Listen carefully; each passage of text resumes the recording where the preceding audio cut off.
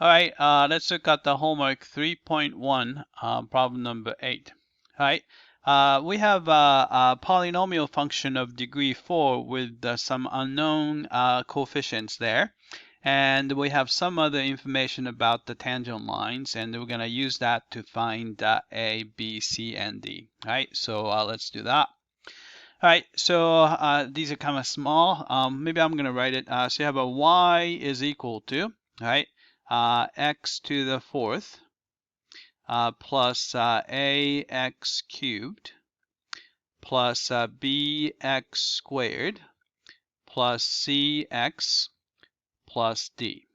All right, and I'm going to go ahead and take the derivative because we're going to probably need it. So this is going to be derivative of x to the fourth is 4x cubed. And derivative of ax cubed would be 3a x squared. And derivative of bx squared would be 2bx. And derivative of cx would be just c. And derivative of d is 0, so it goes away. All right, so that's the derivative. All right, so here's the information. We said that when x equals 0, we're going to have a tangent line y equals 2x plus 3, right?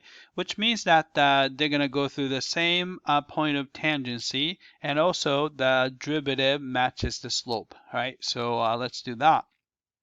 So when you do y of 0, so if you plug in 0 in there, so all these guys all 0 except for d, so that you're gonna get d, right?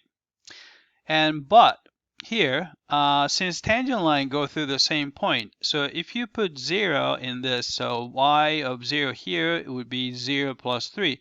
So this is going to be 3, right? So we already know what d is, so I'm going to go ahead and type it in. So d is 3. All right, let's go back. All right, and at the same time, the slope has to be 2 there. So if you plug in 0 in y prime, so you plug in 0, and you end up with c, right? Right, but the slope of the tangent line is 2, so c is actually 2, right? So I can just put that in. So c is going to be equal to 2, right? Right, then all you need to do is to find the a and the b, right? All right, so let's do that. All right, so the other point, it says that when x is positive 1, and then we have this as the tangent line, right? So we can kind of do the same thing. So you have a y of 1. All right, this is going to be, so 1 to the fourth is going to be 1. Right, so 1 cubed plus a, so you're going to have a plus a, which we don't know yet, and then plus b, which we don't know yet, and plus c. C is actually 2, so I'm going to put plus 2, which is the c value, and then plus d. D is 3, so plus 3, right? So you can see that this is just a plus b plus combining these 1, 2, and 3 together. So that'll give you 6, right? 6, right? And this has to be equal to, right? And if you plug in 1 in the tangent line, because it has to go through the same point of tangency, right? So you have 4 minus 3 times 1 is going to be 1. So this is actually equal to 1, right? So clean up, maybe I'll move 6 over to the other side just to make it look a little bit prettier here. So subtracting 6. So we know that the a plus b must be 1 minus 6, so it's a negative 5. Right? All right, we got that. All right, then next one is we look at the derivative. So if you look at the y prime of 1, right? So if you plug in 1 here, you're going to get 4.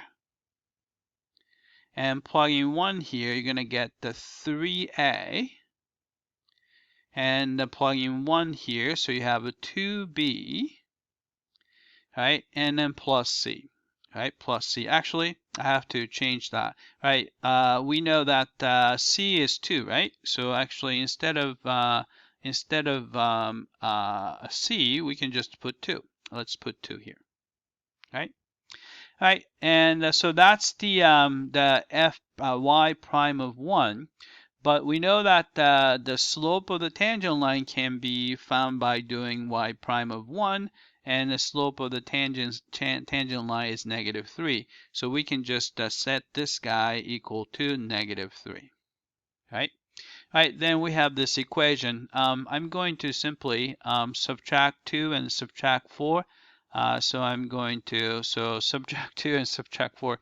So that means that we are subtracting 6, right? So we get this equation, 3a plus 2b is equal to -3 minus 6, so it's going to be -9, right? So we got this couple of equation with a and b unknown, right? So let's try to solve. I'm going to multiply this first equation by, say, -3, right? Then you're going to get this. So actually, I'll do -2 because that's a small number. I like the small number better. All right, -2. How about that? All right. Then you have a negative 2a minus 2b, and the -5 times -2 is +10. Right? Then what you can do is we can just add this together. Add these guys together.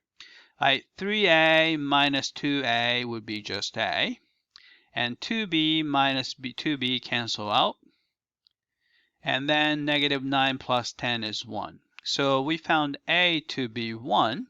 All right, then we can just plug it into either of the equation.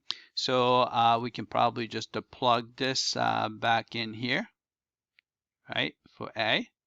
So we get 1 plus b, right? This is 1 plus b is equal to -5. So we can just subtract 1 from both sides to find b. So b has to be -6. All right, so a is 1, b is -6. So I'm going to go back. All right, we found a to be 1, b is -6. All right, let's check the answer. All right, I came back and looks like we got A, B, C, D all correctly. All right, that's it. I hope that this was clear.